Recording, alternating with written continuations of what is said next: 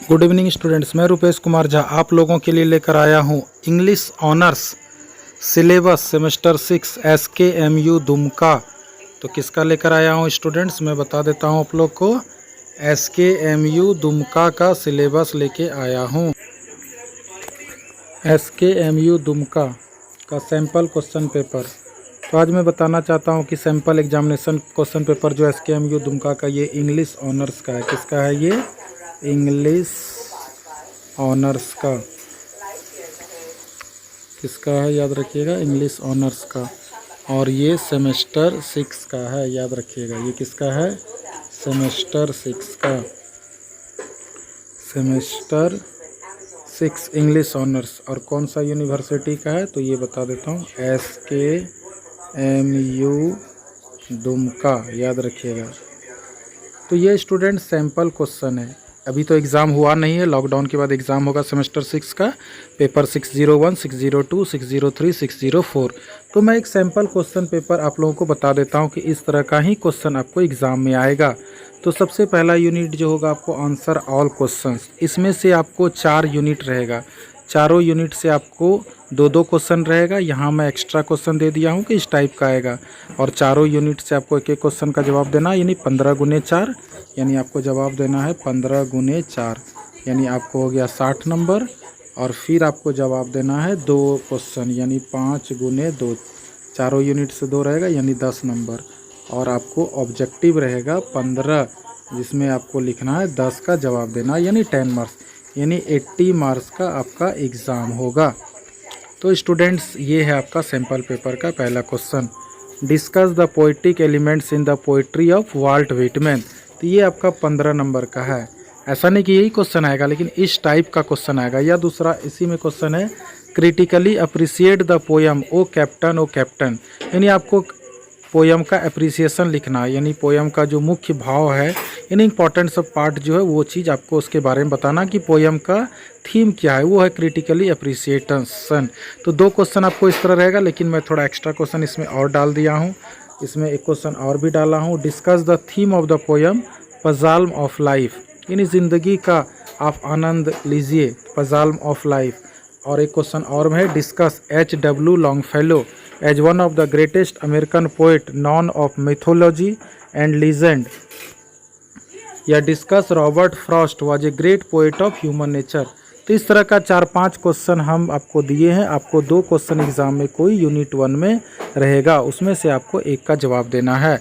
और भी question important आपका दिया हुआ है, देख लीजिए इसमें। Critically appreciate the poem stopping by its woods in a snowy evening.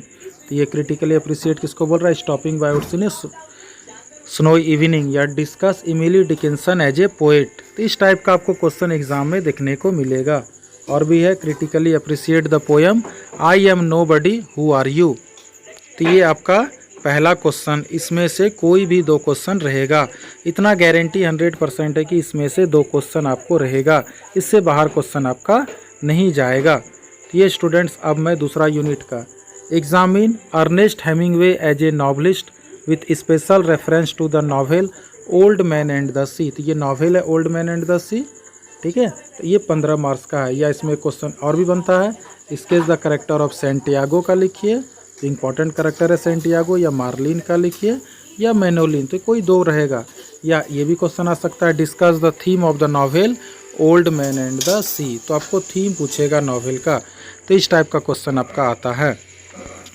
तीसरा यूनिट से तीसरा क्वेश्चन ऐसा रहेगा, examine Mark Twain as a novelist with special reference to the Huckleberry Finn. तो ये नॉवेल है हकलबरी फिन, इसके बारे में मार्क ट्वेन क्या कहना चाहता है उसके बारे में लिखिए।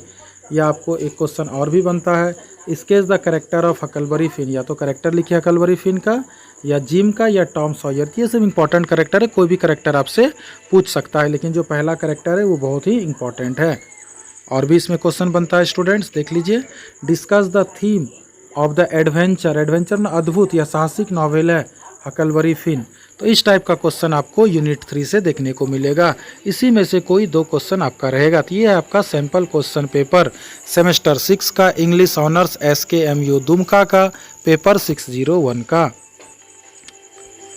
नेक्स्ट यूनिट का स्टूडेंट्स ये है आपका डेथ ऑफ ए सेल्समैन से क्वेश्चन। इसमें क्वेश्चन आपको पूछेगा कि एग्जामिन आर्थर मिलर। सबसे पहले डेथ ऑफ ए सेल्समैन का राइटर जो है, डेथ ऑफ ए सेल्समैन का जो राइटर है वो है आपका आर्थर मिलर।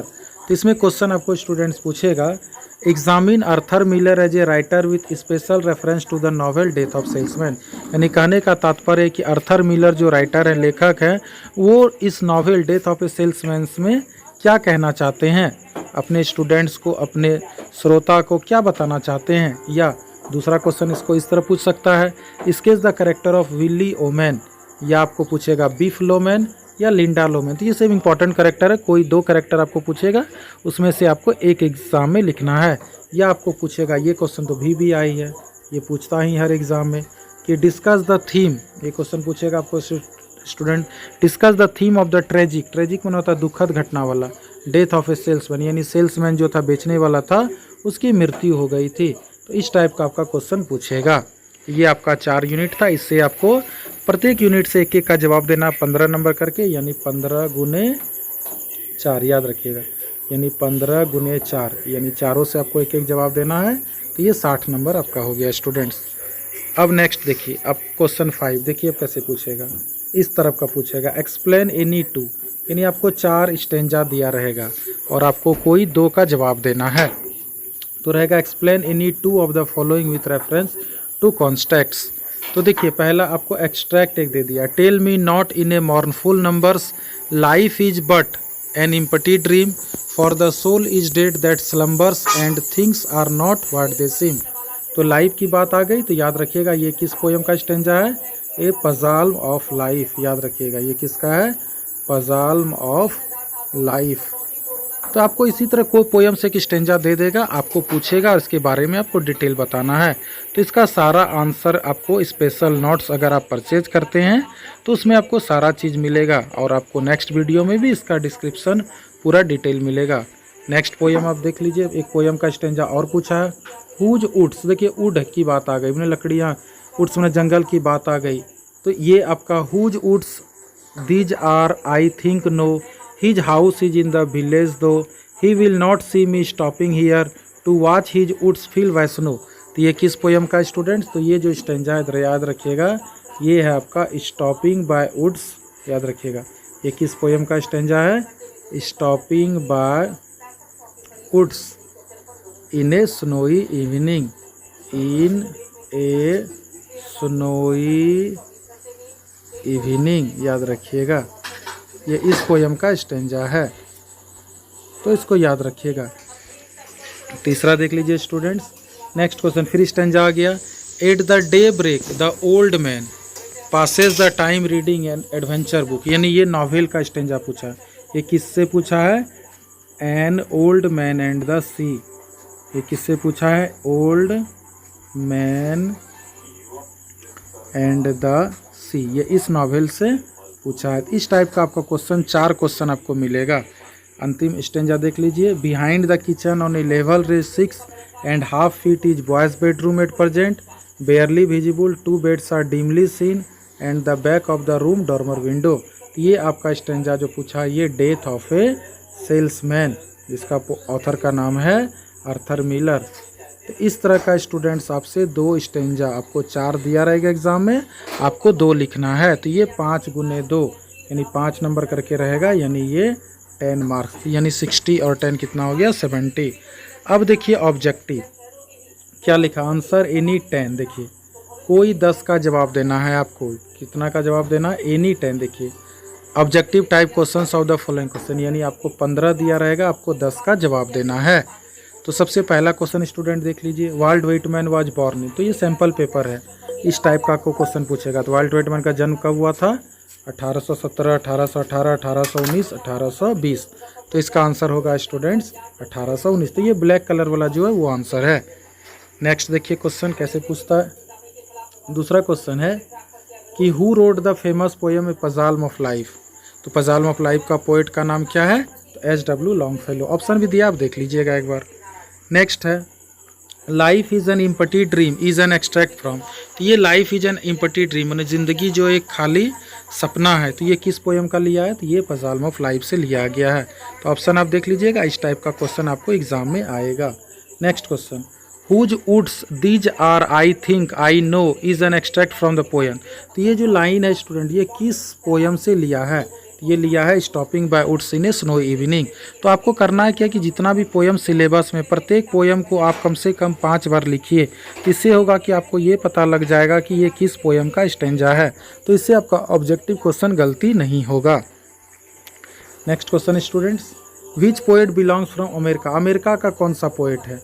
तो याद रखिए, Walt Whitman, H W. Longfellow, Emily Dickinson, यानी इसका आंसर होगा ऑल ऑफ दीज, यानी ये तीनों जो है ये अमेरिकन पोएट है।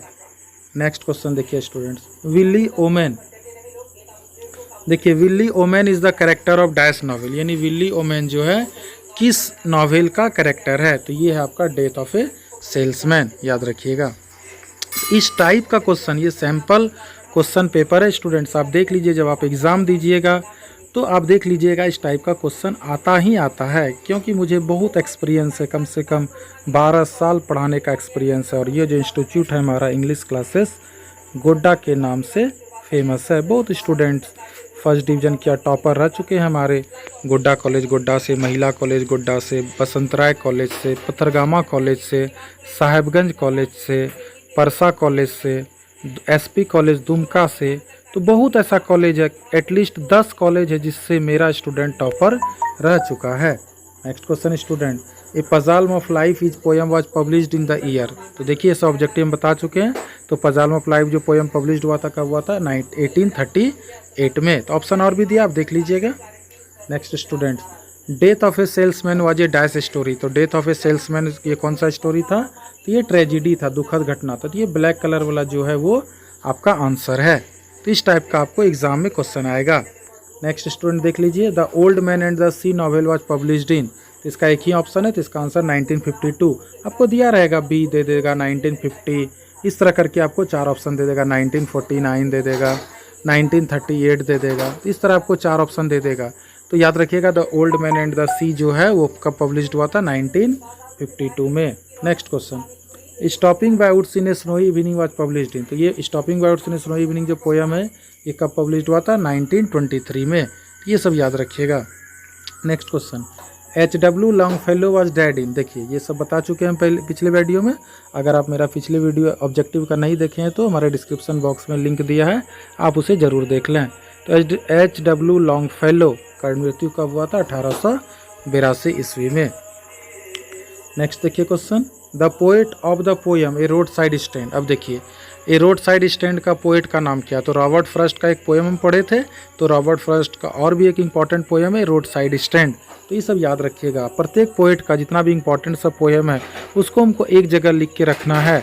अगर आपका नहीं लिखा हुआ है तो आप हमारे मोबाइल नंबर पर कांटेक्ट कीजिए, आपको स्पेशल नोट्स जब आपको मिलेगा तो उसमें आपको सारा चीज़ डिटेल रहेगा। तो रॉबर्ट फ्रॉस्ट इस पोएट का नाम है ए रोड साइड स्टैंड। अगर आप क्लास 12th में पढ़े होंगे इंग्लिश इंटरमीडिएट में झारखंड बोर्ड से, तो आपको ये पोयम पढ़े होंगे। ए रोड साइड स्टैंड का पोएट का नाम है रॉबर्ट फ्रॉस्ट। नेक्स्ट देख लीजिए student, name of the wife of mark Twain. देखिए, अब ये सभी क्वेश्चन पूछने लगा, मार्क ट्वेन की पत्नी का नाम बताइए। तो मार्क ट्वेन की पत्नी का नाम है ओलिविया लैंगडन क्लेमेंस। ये सब स्टूडेंट इस टाइप का भी क्वेश्चन पूछता है। कभी कभी आपको वाइफ नहीं पूछ के आपको स्पाउस दे देगा, याद रखिएगा। स्पाउस का भी मतलब होता है पत्नी, याद रखिएगा। तो ये था स्टूडेंट्स हमारा आज का video, English honours semester 6 paper 601 का सैम्पल क्वेश्चन पेपर। ऐसे ही आपको एग्ज़ाम में आएगा। तो स्टूडेंट्स, आपको अभी तक अगर मेरे चैनल को सब्सक्राइब नहीं किए हैं इंग्लिश क्लासेस गोड्डा को, आप सब्सक्राइब कर लीजिए। और टेलीग्राम चैनल से नहीं जुड़े हैं तो टेलीग्राम चैनल से भी जुड़ जाइए, क्योंकि जितनी भी वीडियो आप हमारे यूट्यूब पर देखते हैं इसका PDF आपको वहाँ मिलेगा। और अगर आपको कोई भी प्रॉब्लम होती है और अगर आपको स्पेशल नोट्स चाहिए, कंप्लीट नोट्स, तो आप इस मोबाइल नंबर पर कांटेक्ट कर लीजिए। तो मैं रुपेश कुमार झा आपसे मिलूँगा अगले वीडियो में। धन्यवाद।